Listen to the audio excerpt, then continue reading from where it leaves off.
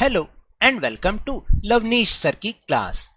आज की ये शिक्षा निदेशालय राष्ट्रीय राजधानी क्षेत्र दिल्ली की वर्कशीट नंबर 12 जो कि कक्षा 7वीं के विद्यार्थियों के लिए है, यह ली गई है विज्ञान विषय से। और आज इसमें हम फिर से एक बार प्राणियों में पोषण पाठ को जारी रखेंगे।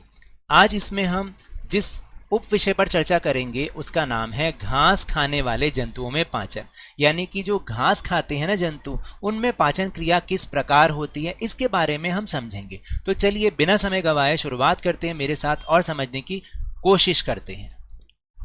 कोमल जो कक्षा 7वीं की एक विद्यार्थी है, एक दिन नजदीक के पशुशाला में शैक्षिक भ्रमण पर गई थी।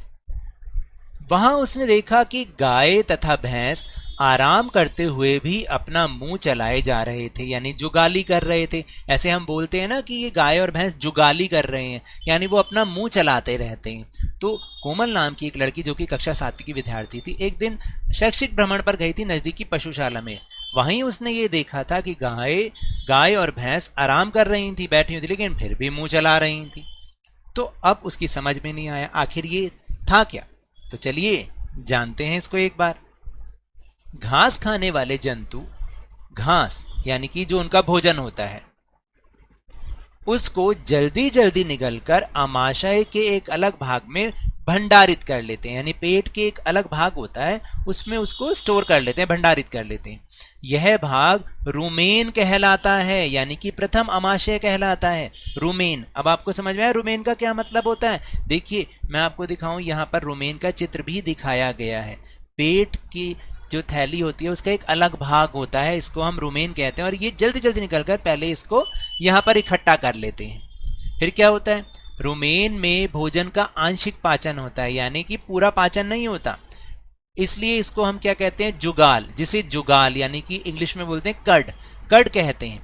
परंतु बाद में जंतु इसको छोटे छोटे पिंडकों के रूप में पुनः मुख में लेता है, जिसे वह चबाता रहता है। और क्या होता है, जब ये आंशिक रूप से पाचित होते हैं, पाचन होता है ना इनका, जिसको हम कट कहते हैं, फिर क्या होता है, जो जंतु होता है वो इसको छोटी छोटी गोलियों के रूप में, पिंड का मतलब होता है छोटी छोटी गोलियों के रूप में वापस अपने मुंह में लेकर आता है इसको वापस से, और फिर उसको धीरे धीरे चबाता रहता है। इस प्रक्रिया को जुगाली करना यानी रोमंथन कहते हैं, और ऐसे जंतु रूमिनेंट्स अथवा रोमंथी कहलाते हैं। अब आपको समझ में आया कि जुगाली करना किसे कहते हैं, यानी जब गाय या भैंस जैसे पशु जल्दी जल्दी घास जो कि उनका भोजन है उसको निगलकर आमाशय के एक अलग भाग में पहले तो भंडारित कर लेते हैं, फिर छोटे छोटे पिंडकों के रूप में वापस मुंह में लेकर आते हैं और उसे चबाते हैं, और इसको ही हम जुगाली करना कहते हैं। और हम इसको रोमंथन, अगला नाम मतलब एक और अलग नाम इसका क्या है, रोमंथन। और ऐसे जंतु जो जुगाली करते हैं उन्हें रूमिनेंट्स या रोमंथी कहते हैं। अब आपको समझ में आया। देखो वो घास क्यों खाते हैं, घास में सेलुलोज की प्रचुरता होती है। घास में एक तत्व होता है सेलुलोज, जिसकी बहुत ज्यादा उसमें उसकी मात्रा रहती है घास में, जो एक प्रकार का कार्बोहाइड्रेट है। क्या है सेलुलोज, क्या है कार्बोहाइड्रेट। और कार्बोहाइड्रेट क्या करता है, हमारे शरीर को ऊर्जा प्रदान करता है।